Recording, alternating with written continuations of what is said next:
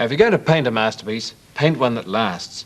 Use wood instead of paper and use paints that won't smudge. But paint box paints do. You see, if you take a wet tissue and smear it over there, all the colours run and the masterpiece is ruined. So they're going to be no good at all. Well, what will work? Waterproof paints can be hard to work with, and felt pens are waterproof, but they fade with time. So how about waterproof crayons? Well, fair enough.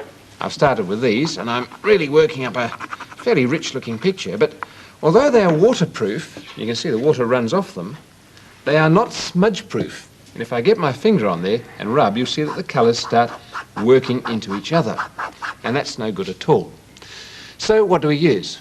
Well, we stay with the crayons, but we give them an extra treatment as well. We heat them, and the heat makes the crayons soak into the wood, they become permanent, and they're fixed there for all time. So, how do we do it? Take a piece of wood, plywood's fine, and it helps, I think, to get the whole surface waxy.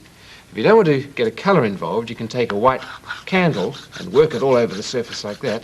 That'll put a wax layer on, but it won't put any colour on. Or get a wax crayon which is light in colour, like yellow, and work that all over the surface if you want a coloured background. Well, I've done that, and I've started the design of a little fish, and here it is here. And when you're doing your design, get the colour really as even as you can and as thick as you can. For example, I'm really pushing it into the wood there to fill in the tail. Try not to leave any part of it uncoloured, and I'll use purple, I think, to finish off that fin. Well, you can do this several times between bakings, but I'll just show you one of them, because at this stage, with all the colour there, you take that and you go to the oven. If you have to use an oven, make sure you're allowed to. If not, get help. But you give that a baking for about half an hour at about 200 degrees.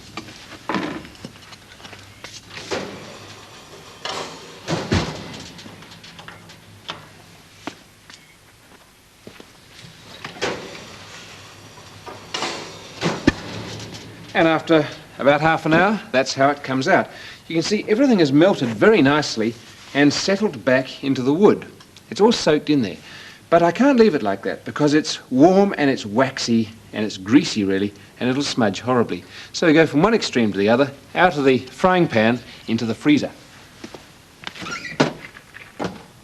And it stays there for about 20 minutes. And it will come out cold and hard and non-smudgy.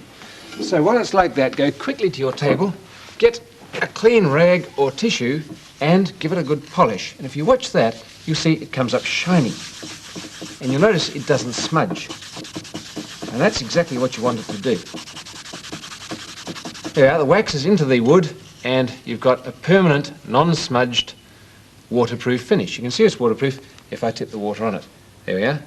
Doesn't run, doesn't smudge, doesn't fade.